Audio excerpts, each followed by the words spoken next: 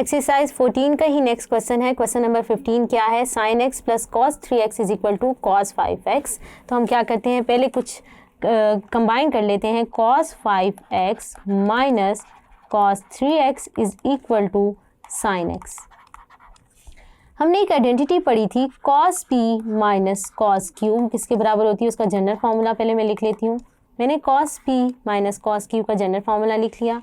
अब मैं क्या करती हूँ, p और q मेरे यहाँ पास p क्या है 5x और q क्या है 3x, तो फॉर्मूले में प्लग कर देते हैं। तुम्हारे पास क्या हो जाएगा, ये क्या आ जाएगा 8x divided by 2 which is equal to 4x। इसी तरह हम कर लेते हैं साइन, क्या आ जाएगा 5x माइनस 3x, तो यहाँ से क्या आ जाएगा साइन x, और उस साइड पे हमारे पास साइन x पड़ा है, उसको मैं इस साइड पे ले जाती हूँ और ये क्या आ जाता है इक्वल टू 0। अब मैं कॉमन ले लेती हूँ, तो मैं क्या करती हूँ साइन x कॉमन ले लेती हूँ, तो मेरे पास क्या आ जाएगा, अगर ये मैं उस साइड पे ले जाऊँ दोनों टर्म्स, तो दोनों टर्म्स क्या हो जाएंगी पॉजिटिव। मैं इसको लिख सकती हूँ 2 sine 4x sine x plus sine x equal to 0। तो यहाँ से साइन x कॉमन ले लें तो मेरे पास क्या आ जाएगा 1 plus 2 sine 4x equal to 0। तो यहाँ से क्या आ जाएगा sine x equal to 0 and 1 plus 2 इधर साइन x इक्वल टू 0 और 1 plus 2 sine 4x equal to 0। तो पहले हम इसको सॉल्व कर लेते हैं। तो यहाँ से क्या आ जाएगा x is equal to sine inverse 0। तो यहाँ पे क्या है, अभी हमारे पास प्रिंसिपल डोमेन क्या है 0 से 2 पाई, तो वो क्या है हमारे पास क्या आ जाएगा यहाँ पर 0 एंड पाई। तो मैं उसको लिख लेती हूँ। अगर मैं साइन का पीरियड ऐड कर लूँ तो पहला सोल्यूशन क्या आएगा 2 एंड पाई, और दूसरा सोल्यूशन मेरे पास क्या आ जाएगा पाई प्लस 2 एंड पाई। अब हम दूसरी इक्वेशन को ले लेते हैं और उसको सॉल्व करते हैं। तो हमारे पास क्या आ जाएगा 2 sine 4x equal to minus 1। यहाँ से क्या आ जाएगा sine 4x is equal to minus 1 by 2, और यहाँ से अगर हम करें तो क्या आ जाएगा 4x is equal to sine inverse 1 by 2। क्योंकि हमने माइनस कंसिडर नहीं करना, हम माइनस जो है वो क्या करते हैं कोऑर्डिनेट्स में देखते हैं कि हमारा साइन जो है वो कहाँ कहाँ नेगेटिव है। तो अब जब मैं साइन इनवर्स 1 बाई 2 देखूंगी तो इसकी वैल्यू चेक कर लेते हैं, क्या आ जाएगी sine inverse 1 divided 1 by 2 is equal to हमारे पास क्या आ रहा है पाई बाय 6। ये हमने लिख लिया।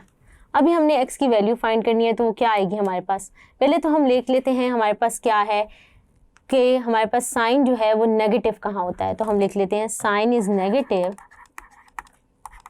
इन थर्ड एंड फोर्थ क्वाड्रेंट।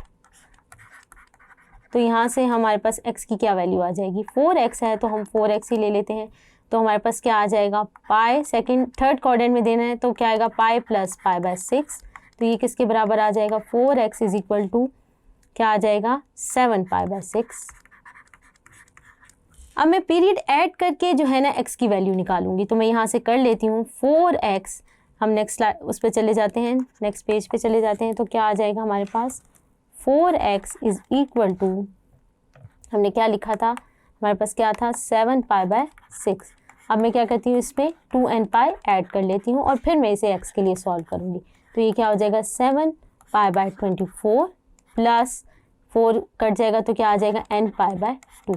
तो हमारे पास एक सोल्यूशन ये आ गया, एक सोल्यूशन हमारे पास ये आ गया। अब हम क्या करते हैं, हमारे पास 4x इज इक्वल टू क्या था पाई बाय 6। अब हमने देखना है कि साइन जो है वो नेगेटिव और कौन से क्वाड्रेंट में था, फोर्थ क्वाड्रेंट में। तो 4x क्या होगा 2 पाई माइनस पाई बाय 6। तो जब मैं इसको सॉल्व करूँगी तो ये क्या आ जाएगा 4x is equal to 11 pi by 6।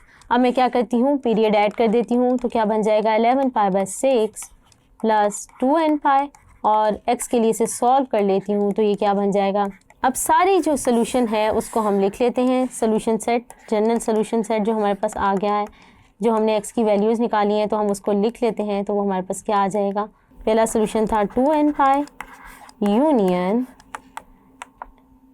Pi plus 2 n pi union union, अगर मैं इसको नीचे लिख लूँ union 11 pi by 24 plus n pi by 2 where n belongs to z।